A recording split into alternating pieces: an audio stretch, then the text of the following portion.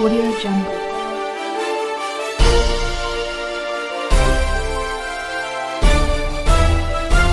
Audio Jungle.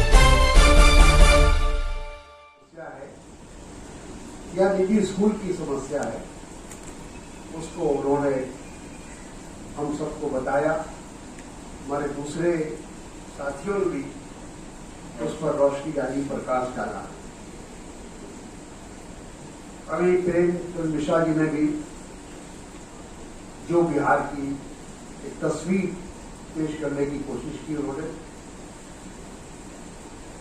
शिक्षा के क्षेत्र में आज हम कहाँ खड़े हैं, बिहार कहाँ खड़ा है, इसके बारे में उन्होंने बताया। आज का विषय बहुत महत्वपूर्ण है, क्वालिटी एजुकेशन फॉर ऑल करके। मैं समझता हूं कि इसकी जरूरत है, इसकी आवश्यकता है। एजुकेशन, शिक्षा गुणवत्ता के साथ हो तो यकीनन उसका लाभ देश को मिलता है, देश की आने वाली पीढ़ी को मिलता है।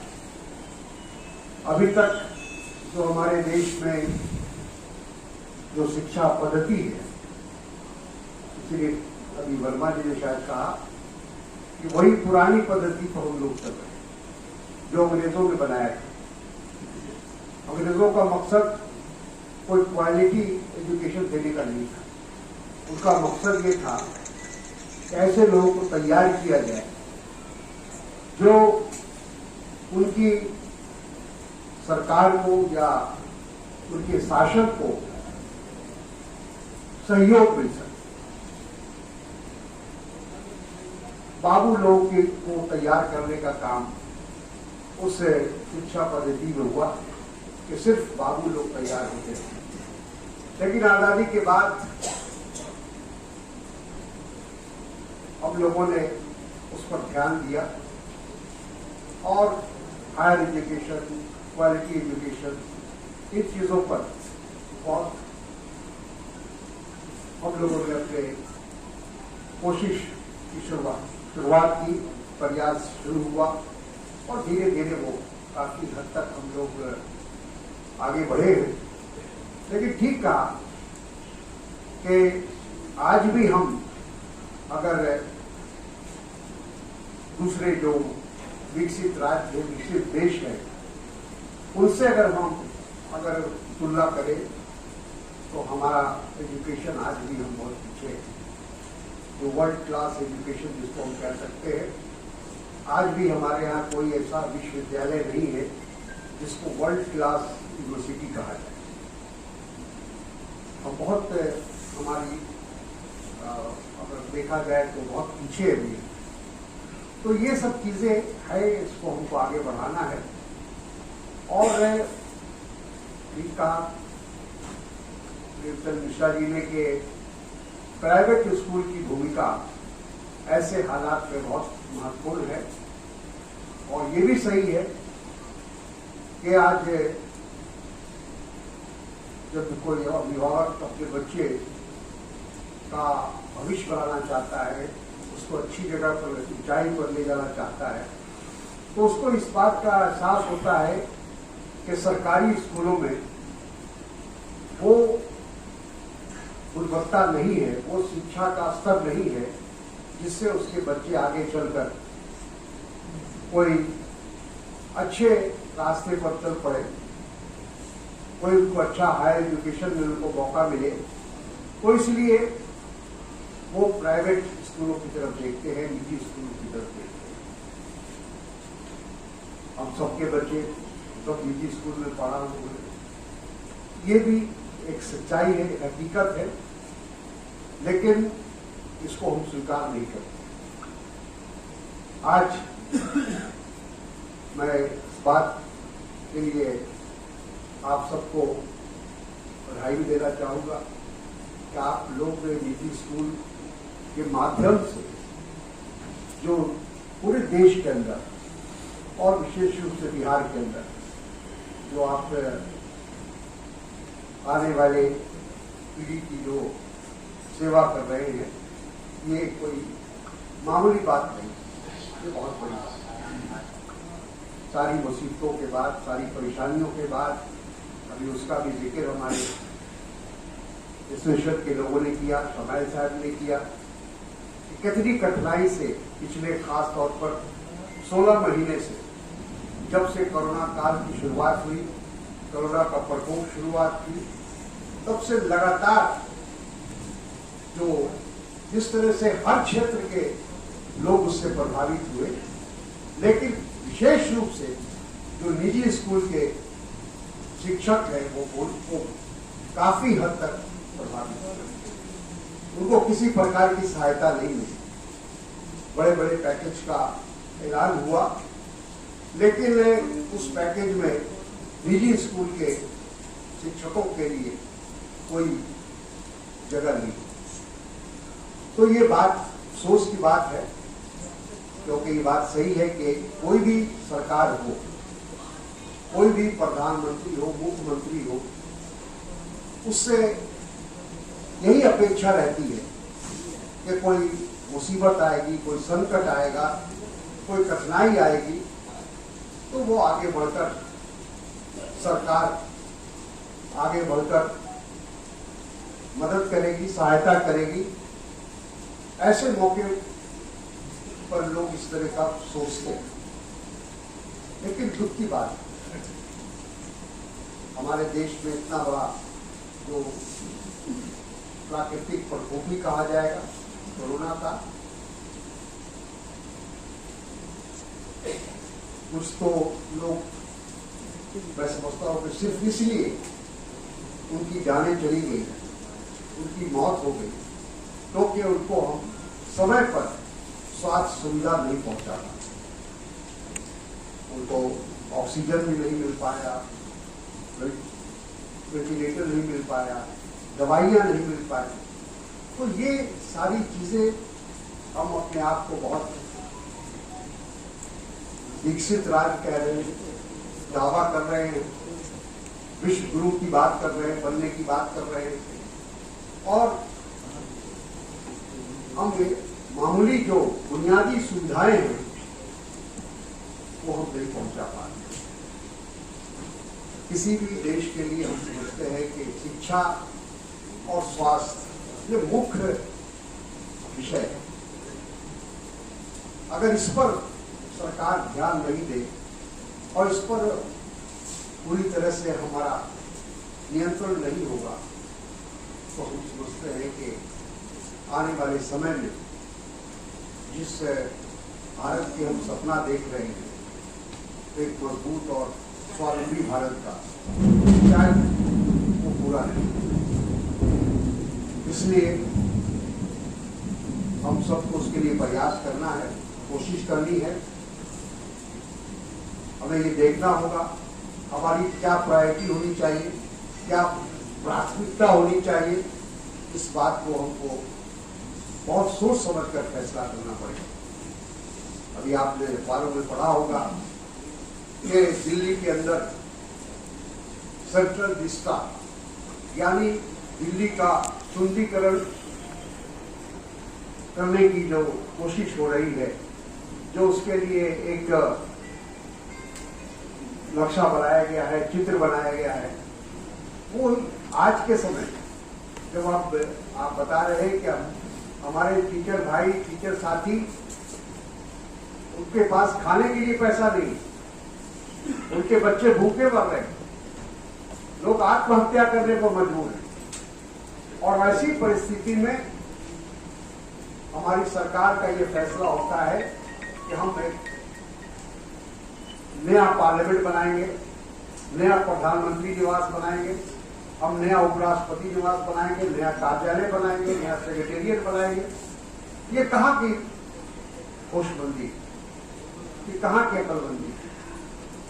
ये सोचने की बात है कि आज हमारी प्रायोरिटी ये होनी चाहिए कि जो भी लोग लाखों की तादाद में लोग बेरोजगार हो गए हैं, उनके पास 2 वक्त की रोटी नसीब नहीं हो रही है, और उसी तरह से जो हमारे शिक्षक गण हैं, उनकी हालत बद से बदतर है, क्योंकि जब विद्यार्थी नहीं आ रहे हैं, अभिभावक की हालत खराब है, उनकी नौकरी खत्म हो गई है, उनके आमदनी खत्म हो गई है, तो वो कहां से समय पर आपको फीस देंगे और ऐसी हालत में कहां से पैसा लाएंगे?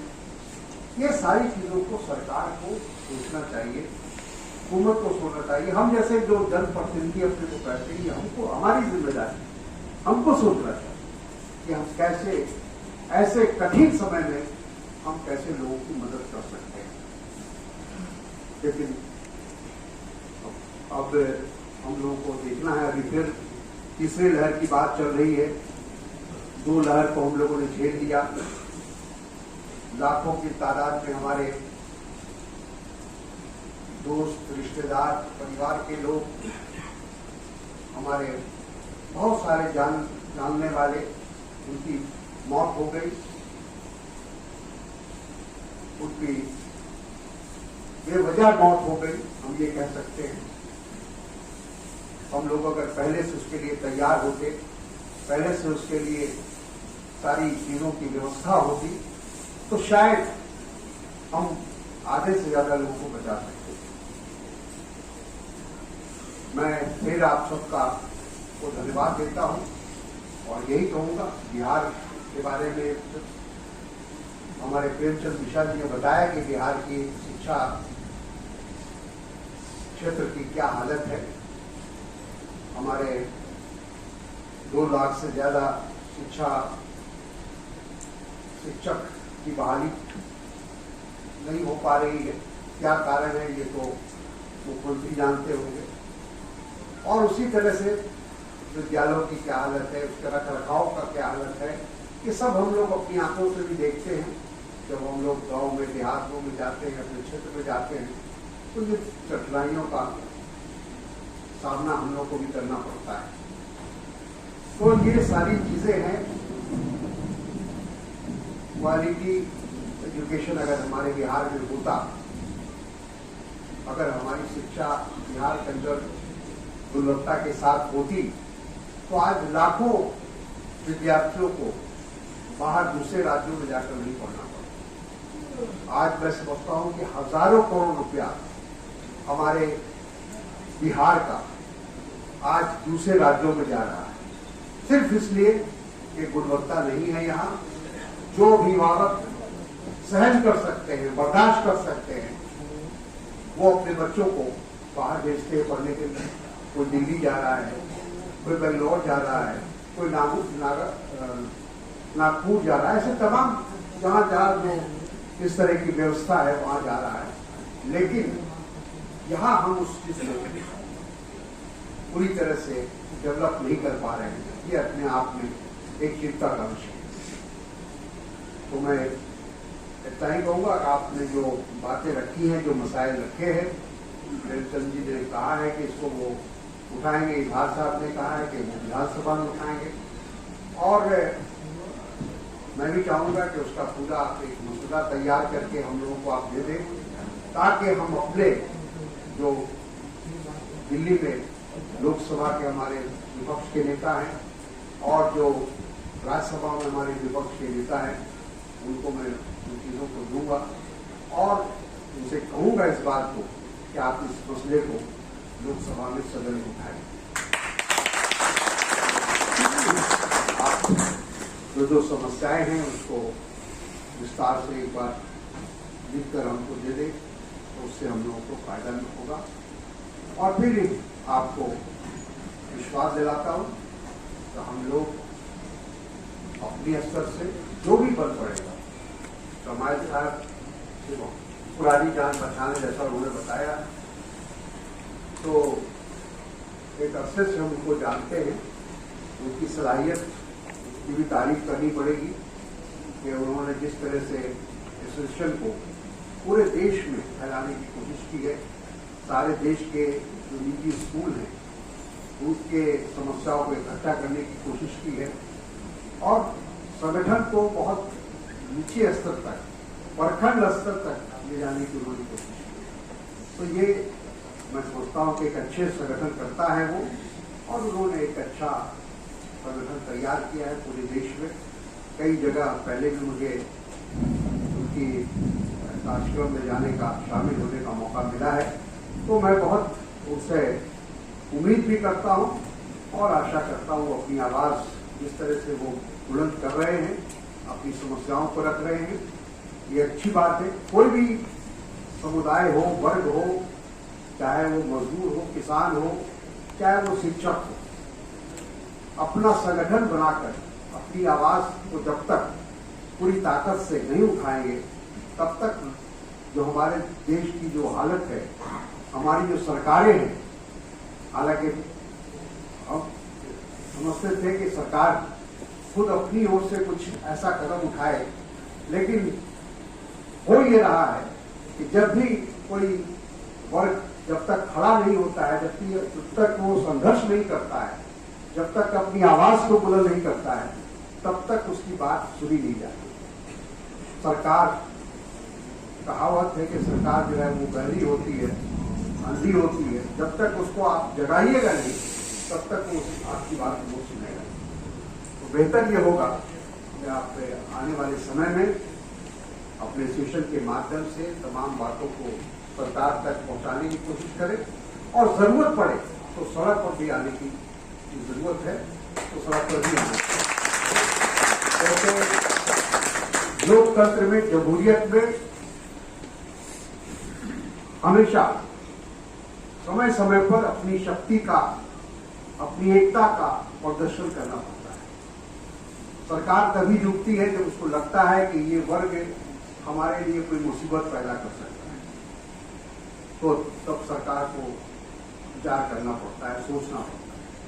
तो आज जो हालत है आपकी, यकीनन बहुत ही कठिन समय से आप सब गुजर रहे हैं, मैं इस बात को महसूस कर रहा हूं, और आप सबको अपनी बात को पूरी ताकत के साथ, पूरे जोर के साथ कहना चाहिए। ये आपका अधिकार है, हक है, आप इस देश के नागरिक हैं। इस देश के नागरिक होने की हैसियत से आपको ये बात का अधिकार है कि आप अपनी बात को सरकार के समक्ष रखें, पूरी ताकत से रखें और उसको पूरा कराने की कोशिश करें। तो मैं आपका ज़्यादा वक्त नहीं लेते हुए, मैं इन्हीं बातों के साथ एक बार फिर शमाइल साहब का, इस सेशन के तमाम पदाधिकारियों का, आप सब का जो यहाँ आए हैं, उसको धन्यवाद, आभार, और उसके इस उम्मीद के साथ, इस आशा के साथ कि आप आने वाले समय में भी ऐसे विषयों को लेकर आप आवाज बुलंद करते रहेंगे, क्योंकि आप वो सेवा कर रहे हैं जो देश की सेवा, सही मानों में देश की सेवा है। क्योंकि लोगों को शिक्षित करना, अपने आने वाली पीढ़ी को शिक्षित करना, ये बहुत बड़ा काम है, बहुत बड़ा योगदान है। यही पीढ़ी जो आप आगे चलकर हमारे देश के लिए कर्णधार बनेंगे, ऐसे पीढ़ी को आप आगे बढ़ा रहे हैं, और उनकी गुणवत्ता की बात कर रहे हैं, उनकी शिक्षा की बात कर रहे हैं, उनको कैसे देश के प्रति, समाज के प्रति क्या उनका कर्तव्य है, इन चीज़ों को आप उनके मस्तिष्क में, उनके मन में ये बात हटाने की कोशिश करें।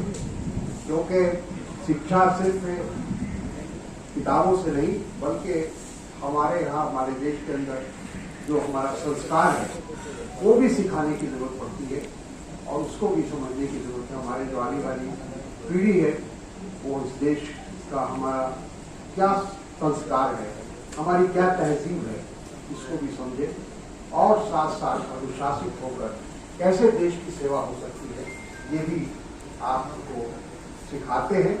और इसके लिए आप सबको धन्यवाद, बहुत बहुत धन्यवाद। जय हिंद।